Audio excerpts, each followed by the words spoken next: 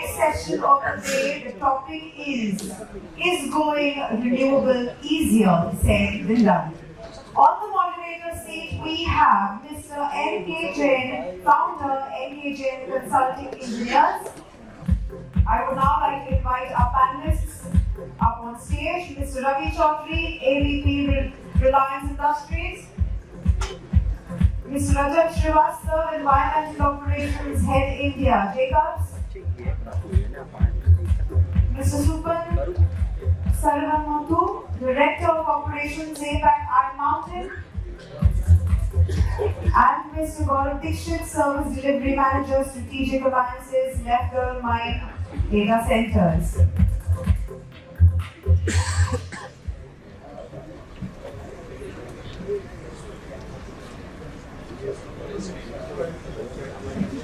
So I have been given the time back.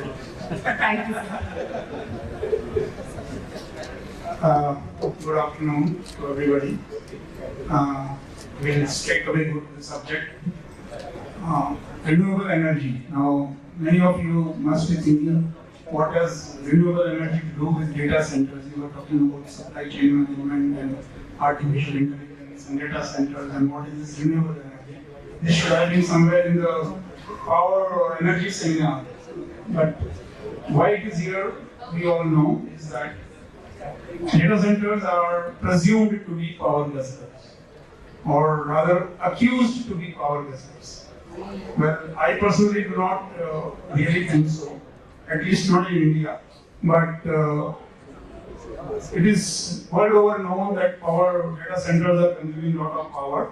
And since it is consuming a lot of power, so whether you guys are using renewable energy or not, and whole world is trying to go green and carbon neutral.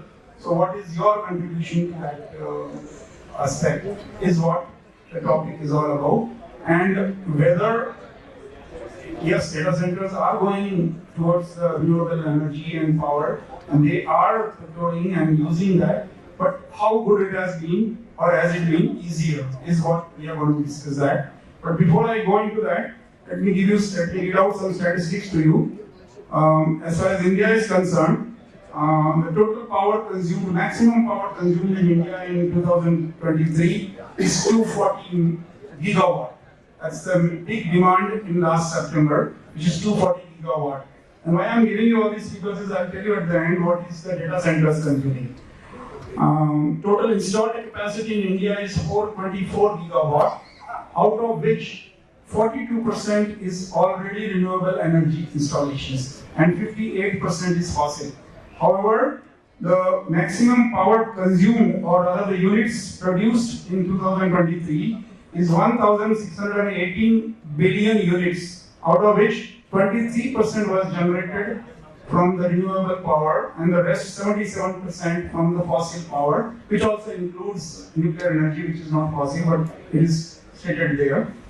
The total power consumed in 2023 by all the data centers in India was 0.4 gigawatt, which is 400 megawatt, although the installed capacity in India is 640 megawatt of data center power.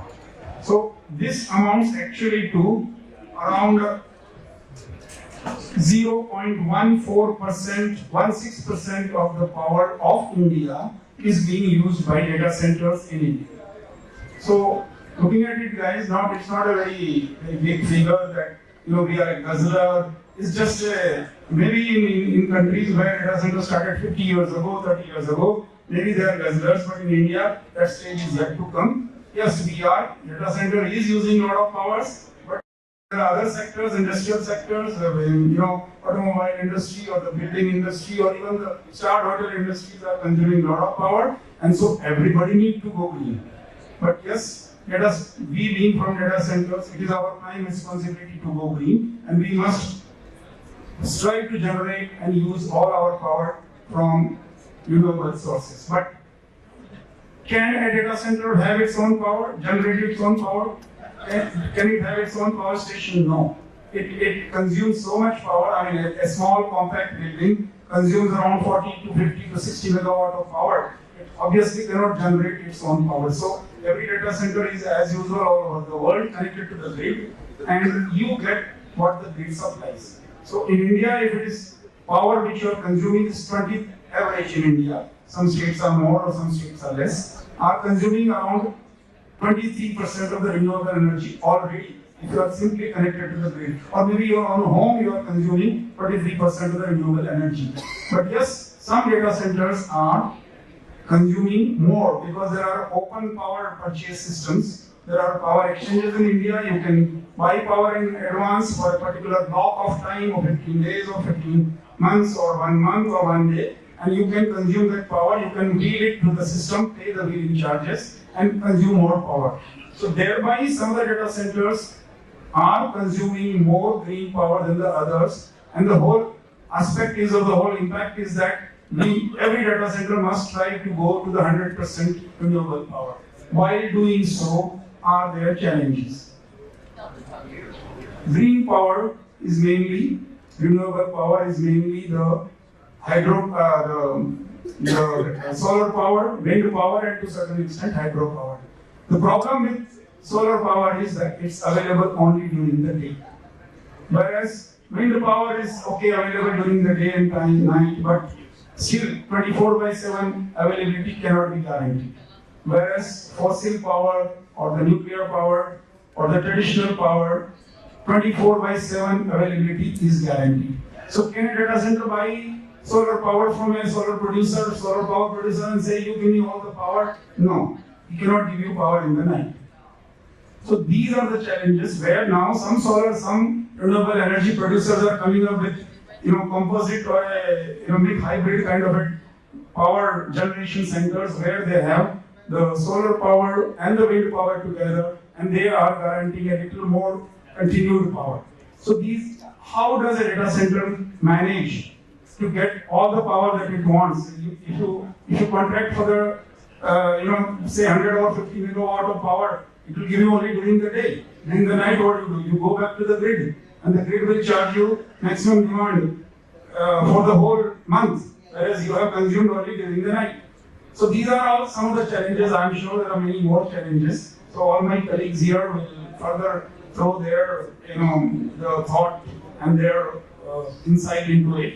So we'll proceed one by one. I will request Mr. Ravi to first. Ravi Chaudhary comes from Reliance Jio, and needs no introduction. Reliance Jio needs no introduction in India. Everybody knows about it. Let's hear his thoughts about it. Yeah, thank you, Jain sir. Good. I mean, the best part of this today's discussion was the sustainability and the renewables was discussed in almost every talk, every presentation.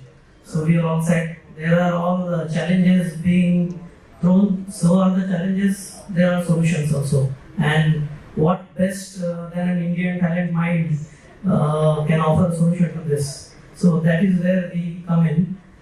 Just to give you a perspective and adding up to what Jain sir said.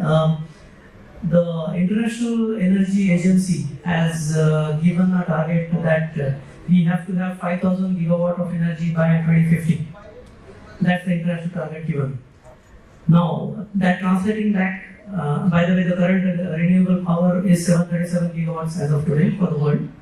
Out of that 5,000 target, India has been given, or we have picked up 450 gigawatt by 2030, the renewable energy, and out of which 100 gigawatt will be given by Reliance alone.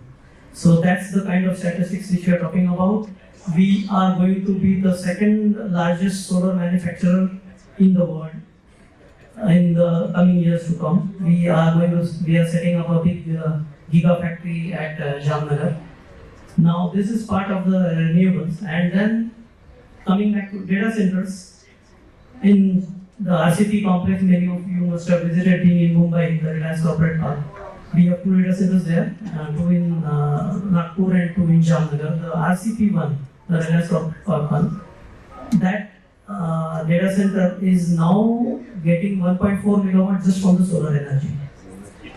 The entire parking area, the roof area, everything has been covered with solar panels, and 1.4 megawatt of energy is being pushed into the data center. We are also going to set up a lot of bioenergy things coming up there, which is coming out of kitchen waste, food waste, which will be also placed in that particular campus, and we will be implementing the renewable energy there. There are challenges, no doubt about it. We will keep talking about it, and the grid is also helping us in a big way. There is a good amount of Indian government will there. Way back in 2021, August 2021, Indian government allowed that on an open access policy, they can have 1 megawatt of power being sourced from renewable or from somewhere else and given to any other consumer whosoever wants it. Obviously, there are charges there. 6th August 2021 was another big development wherein that 1 megawatt was reduced to 100 kilowatt. So the SAE is here, everybody here wants to just take in and jump into the buying of renewable power, can straight away go ahead and buy it from the grid. And of course there are charges, we will talk about it in small details. But I think that is just the beginning, and I don't think we have an option to use renewable or not use renewable. Some of the things they said that you may not even get an inquiry if you are not using renewables. The Reliance mission of 2030, we will become carbon neutral. It will be much earlier than 2030, that we are sure of. PUEs is one part of it. We have done a lot on the PUE, which we'll talk in due course of time. But also there is a CUE and WE that also comes into picture, and that is where we are getting in. And I think on an Indian context, we definitely have a bright future. A good amount of research also has to get in. The vendors have to get in. The data center service providers have to get in, and we have to look for a better sustainable future for our generations to come. Thank you. I'll request Rajat to give his point of view. Thank you, Mr. Jain, and thank you, Mr. Chaudhary. It was a rather comprehensive overview from Mr. Jain, and it was really interesting to hear from Mr. Chaudhary about the interesting endeavors that JO is doing around decarbonization. Well, I come from the consulting domain, and we at Jacobs kind of look at broadly the decarbonization strategies and the challenges that the data center industry is encountering. And it goes with, in hand. Obviously, there's a matter of perception where, as Mr. Jain said, that the data center industry is being termed as, for the lack of a better word, energy guzzler.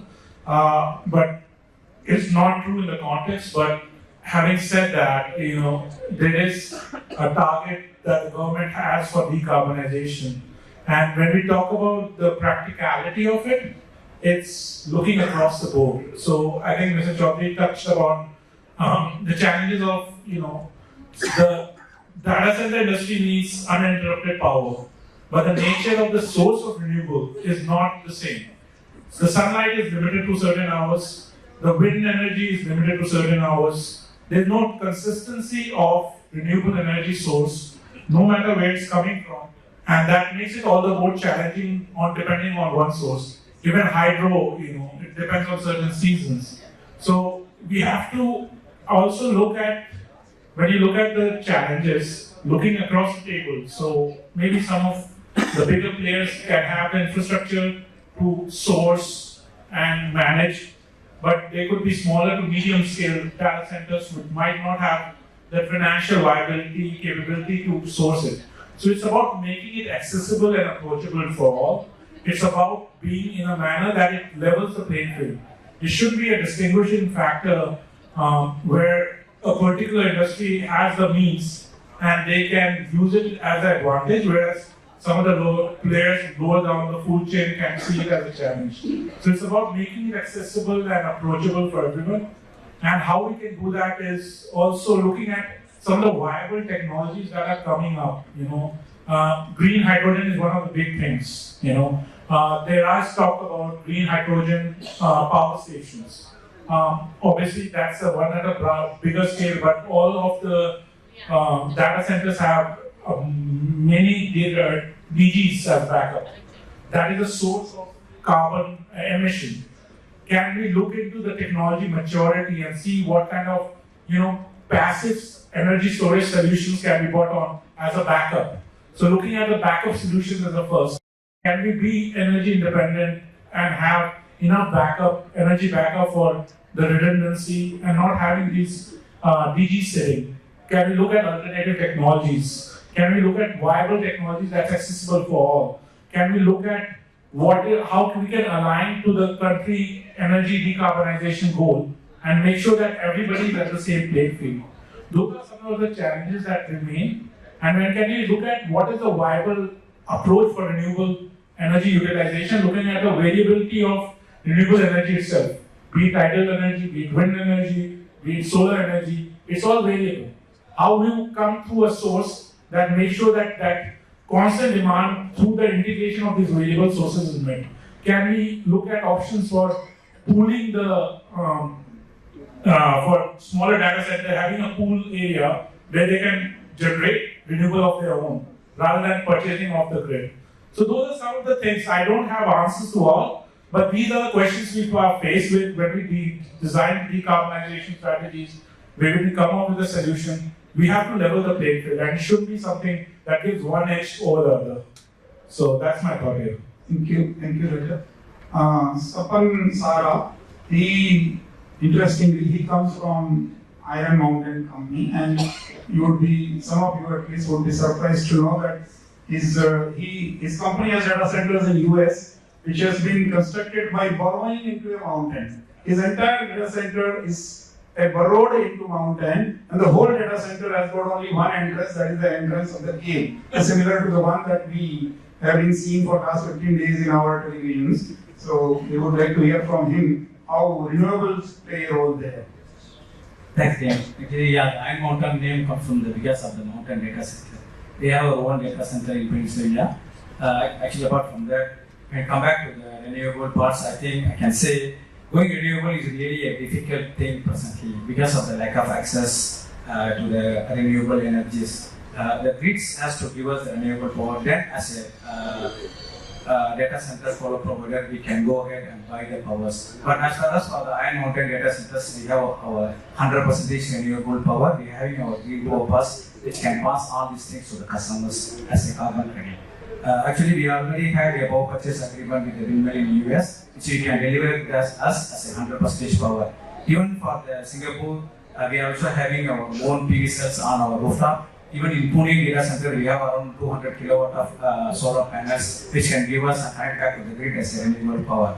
A lot of challenges we already my fellows, my panelists shared. But I'm just going into the operations, how really we can contribute to these powers. By doing the energy service, especially when you do the operations, it's a very big challenge on the operations versus sustainability, because if you go and reduce, if you go and increase the temperature, then definitely the customers come back with the SLA, there will be a high temperature alarms, all those things. So there is a big gap between KPI, SLA versus colo providers on the temperature part. So for this, what we are doing as a senior management, from my management itself, they are already talking to us a challenge to reduce the PUE. If we really reduce the PUE, we can reduce our carbon footprint, all those things. So how we can reduce the PUE? So either we can do by the optimization of the parameters, energy savings, all those things. But now I think there is a new technology coming as a digital twin, which I implemented in Singapore also. Now I'm also targeted to implement for the whole global to install this digital twin. So what this digital twin will do, it will collect all the parameters based on the load profile as well as the present load profile, and it can give you the ideas as well as on the optimization of the parameters where you can reduce the speed. So by doing this, I'm now reducing 3 to 4% of energy, which I'm getting around $300,000 savings per year. So these are, it's very difficult to get renewable. We can't depend only on the grid can give me renewable. Whatever the things as our part as a management, what we can do to reduce energy saving, to reduce the carbon footprints, we can do as energy savings. So this is my point of view from the renewable part. Yeah. So Suppan told us about a data center where they are already 100% green. They are buying 100% renewable energy by various power purchase agreements. And he also told us about how he's reducing the power consumption or rather bettering his PUE to make his contribution to the green power. We go to now Mr. Gaurav. He comes from a further interesting data center company. He has flown all the way from Norway to attend this conference.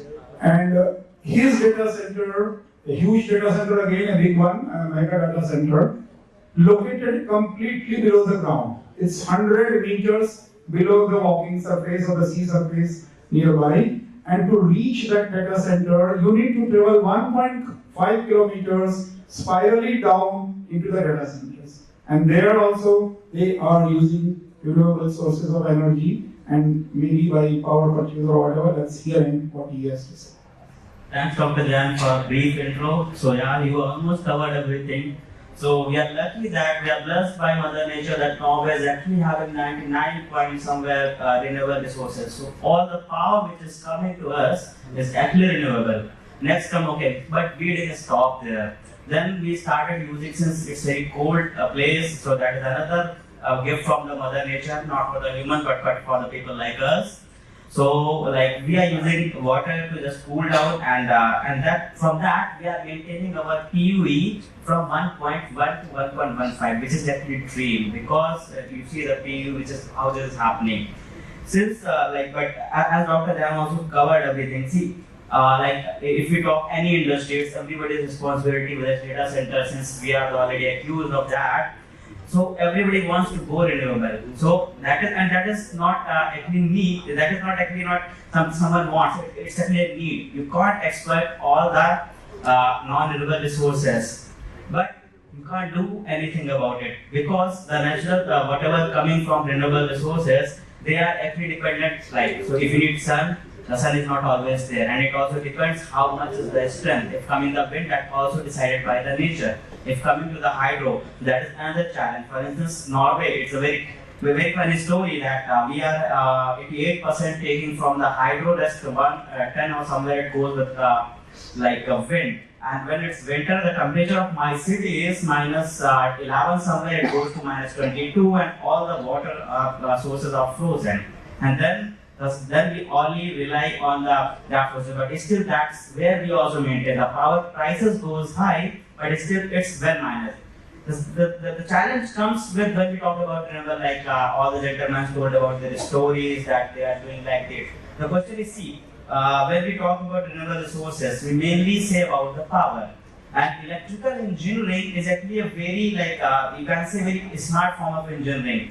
The generating the electricity, it doesn't take much cost or anything. The most you can say the cost of this goes into the just from the source to destination. You just transferring the energy. It takes the maximum amount of the thing. So I think I was just hearing the guy from the government today. Sorry, I forget the name. So he was saying that okay, if you have any problem, you just come to us. So for instance. For instance, if you are looking for and anyone is looking, okay, we are having a data center, we should make it here, then you can just suggest government with a plan that okay, we are planning to go there, and what are the nearest plans for the government, because they are also expanding with the grids, and also you can say okay, is there any nearby real estate or something which we can acquire? Then the costing will be less, because if you cannot generate, okay, anyhow Mumbai is generating 50% of the resources. They will go slowly, they will go more over in the future. But if you also reduce the losses which are coming there, you can easily manage the cost as well as the wastage of energy. That's one point from my side. Another big challenge which I see, and it's a very ironical line, the biggest challenge to have a renewable is the innovation. Because since our industry, we take a lot of time. For instance, we got a project today and it will take maybe 1 year or something. So we started doing something project. And there's for instance, we are working, we are discussing it, and there's some guy sitting somewhere making our life trouble, and they come with some new technology. So that's another challenge, because you calculated everything there, and then this technology suddenly changed. Earlier they were saying, okay, we are having a 7 kilowatt EDU, oh fantastic. Then the guy came, oh no, we are having 35. Okay, we will try to look into that, we'll try to fix into that, and now, no, it's gone up to 100 kilowatt. to just see the technology is evolving, creating problem for us, and then they are accusing that okay. So innovation is actually another challenge which is actually happening in the renewable things. Thank you, Gaurav. So yes, Gaurav comes from a country which is blessed with 100% almost renewable power, and I believe they have no fossil power stations there. Everything is, but unfortunately in India it's not so. As I said earlier, it's we just generate about 25% on an average, national average, 25% of power from the renewable sources. And the 75 still comes from fossil and nuclear power stations. So how to increase that? One way is, of course, the government is already doing, the energy sector and the power sector is doing that. But what can consuming industries like data centers further do to increase that? That is to demand more and more power. So I would request any one of you to throw some insight as to what, have you had any experiences where you are trying to capture or procure more of renewable power, but you have faced issues? Before that, just one thing, we in India are blessed with Surya Devata and Varun Devata. So the most strong point of India as far as renewable is concerned, the way location advantages are there, mining, underwater, cold atmosphere, wind energy. In India, we have got Surya Devata and wind energy. So we have to just harness that and get that solar energy converted into our advantage, and that is what is the plan. We are going to invest close to $60 billion in the coming 3 years on these renewables. We'll take another 2 minutes to explain what is the plan of this $60 billion that is going to be invested. First, solar panels will be manufactured using the latest technology. The acquisitions are already in place. They are almost giving the alpha models of the solar panels, or you look at heterojoints of solar panels, they are the best. I mean, they are giving more than 20% efficiencies than what currently is being made available. So we are getting there. Part 2 is, once we have the solar panels and solar energy in place, the second part of that is, since it is associated issue with that, is intermittency. Renewables have two problems. One, we talked about the location, second is about intermittency. Intermittency is, it is not available to you all time. So now what do we do? So the second part of which comes is the batteries. So very advanced high performance batteries are being manufactured or will be made soon.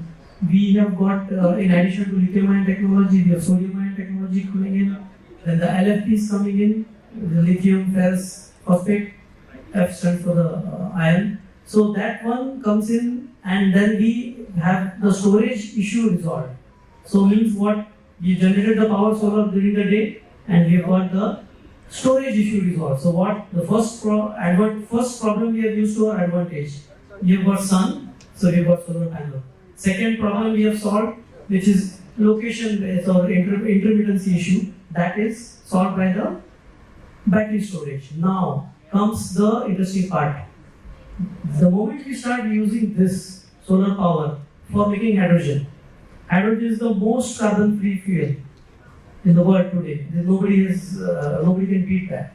So once we start making hydrogen from the solar energy, that is called green hydrogen. So it's no longer like a blue kerosene or red kerosene or anything of that sort. The green hydrogen is basically the hydrogen which is made out of the solar energy. So part 3 of the solution is, we have got hydrogen generated out of solar. Now, once the hydrogen is generated and being made available throughout for either generating energy for the grid, or it can also be used for mobility. I could have a hydrogen car or a fuel cell. We have done some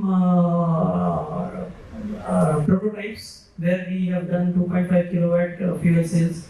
I have also heard of some data centers who have gone up to 80 kilowatt, but there the issue is the scales. That is going to be the major challenge there. But then once the hydrogen starts being used as a fuel, immediately the dependency on the grid and the intermittency problem is also gone. So the renewable problems what we are seeing, intermittency gone, location, India, we have major advantage there. So with this, another 3 to 4 years down the line, the entire scenario is going to go upside down, and we will have a real carbon-free world. We will have nothing emitting carbon there in the atmosphere, and we will have a cleaner energy, which will also give us advantage of having a better future, less pollution. We keep hearing that the AQI of Delhi was 360, and there are a lot of memes in the social media. Delhi ka aisa ho gaya, Delhi ka aisa ho gaya. But then suddenly it starts hitting Mumbai also. Then people start from Delhi starts accusing, oh, now what? Now tell what about the memes you are talking about. So these problems will continue till the time we get into a carbon-free zone. We are sitting here, our veteran, our think tank. We have done a lot of additional things in what I just spoke about, which is about geothermal energy. You make the chill water pipe go underground, pick up the coolness which is below the earth, bring that cool water up, and then process it, send it down. So there are a lot of innovations going up. So my request to the entire community here and everybody here is that look at more and more innovative technologies. We start looking at more and more innovations to start getting in more and more ideas out of here, and start using the renewable energy there and putting it into place so we get a cleaner and better future. Just I read it in the newspaper, on the media actually, where it said one flight was operated with complete sustainable aviation fuel, SAF. I think it was Virgin Atlantic, I'm not very sure. But then the SAF was totally done. Meaning what? The flight totally works on a renewable fuel. What that means is we have a flight fuel totally being replaced by renewable. The fuel comes from used decomposed oil or animal fat or vegetable oil. Now that oil is used for aviation fuel generation. Now what that means is the used oil, the saturated fats, become more important than the actual oil. So there's a joke associated with it. People are saying that 100 rupees I send an oil, I buy 1 liter of oil for 100 rupees. Guys come in, takes 190 noodle in, puts it in there, and then just do 100 rupees and then close it. So that is what it is going to do. Yeah. Here. So Which means we have already run out of our time. She climbs only then. So I think now it's time that we take you all on our panel, and we have time for a couple of questions. So please, Yes, sir. we can ask your questions.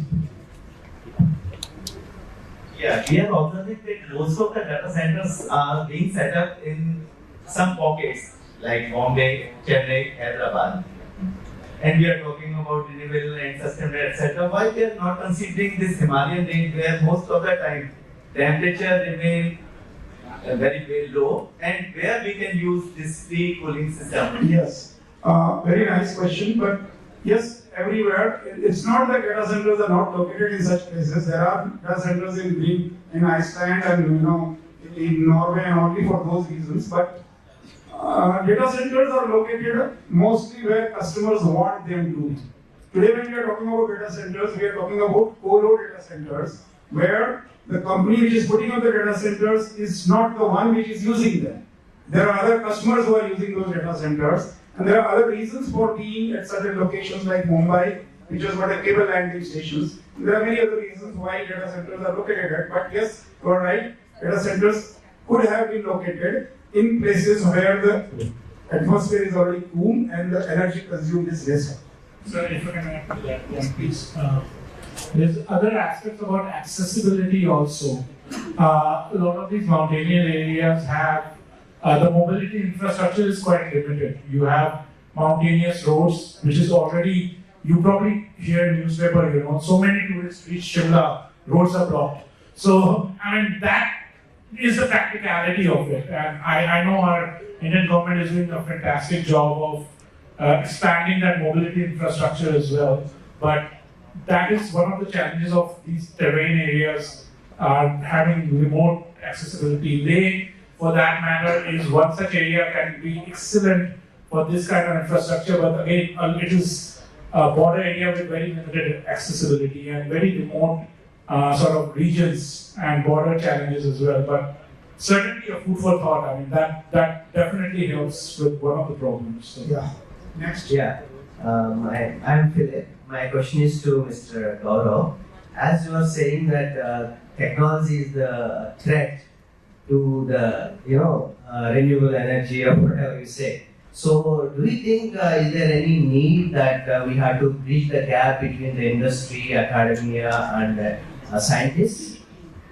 No, see, I didn't say that that's a threat, but my thing was it's actually a big challenge. I will give another example. When we talk about renewable, we are thinking about power. There is another hidden factor. Nobody is talking about that. Okay, you are using power. You are just saying PUE, the power is effectiveness, because that's where the money involved. But you are missing the factor WUE. If you will, for instance, someone like we are just trying to move to water cooling, okay, fantastic. And I think I saw some people are saying that okay, you don't use it unless you need it. If you go for the okay, someone will come, okay, I can give you 100 kilowatt power cool system. But okay, then ask the question, what about WUE? Because water is another resource. Power can be generated maybe someday or something, or maybe you can live in the dark, that's also okay. How about water? If you consume all the water, that's another challenge. So yeah, I'm not saying that it's a threat, but the thing is, when you are looking for some aspect, you have to see how you can manage it. If you are solving a problem, then there must be that it is not creating another. So you are solving the power problem, you are just making a compact space with more power, but you are just making the WU worse, and you are just spoiling the most important the matter of the water. So that's the thing. Thank you. My question. Yes, please. So, in any grid, electrical grid, supply is equal to demand always. Yes. When that disturbs the frequency, it comes down or goes up. Yes. So, what are the challenges are going to face when the renewable part of energy increases? Because that is going to disturb the grid also. So, what are your opinion on that? So you are asking a question which is a very hardcore electrical engineering question. Yes, a grid in India, by the way, I don't know whether all of you are aware, in India we have a national grid. We used to have regional grids earlier, but today we have a completely connected national grid. So whether it is Mizoram or Kanyakumari or Kutch, everywhere all the wires are connected. Yes, as you said, this grid operates in a particular way that consumption is equal to production or the production is equal to consumption. There cannot be any excess except for the transmission losses. So what happens is, what you are saying is, when the solar power is generating more, where will it go? No, see, all the solar power and the wind power, they have governors there and they have their autonomous systems by which they will inject into the grid whatever is the grid is asking for it. Whatever is the grid demanding, only that much power will be injected, remaining power will be controlled, and the generation itself would be controlled there. So in solar system and wind system, they have their own ways of controlling the production of the power.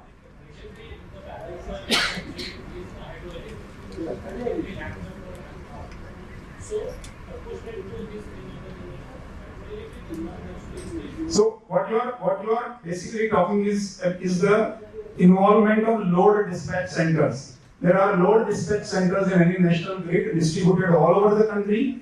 These load dispatch centers are operated by the central agency controlled by the central government of India. And these load dispatch centers keep on instructing every generating stations, whether it is hydro or thermal or wind, that okay, you generate only that much and you generate only that much and you now stop and you now start. This is the load, in a very simple language, this is the meaning of a load dispatch centers. They do that job. Yes? Just adding to that, the problem is solved by ABTs, availability based tariffs. So when you buy renewable energy, you don't get those regular meters, you get ABTs. The availability based tariffs has the difference between the actual meter and this meter is, it has got a connectivity. Every 15 minutes, the data goes to the National Power Corporation. Every 15 minutes, it's pulled.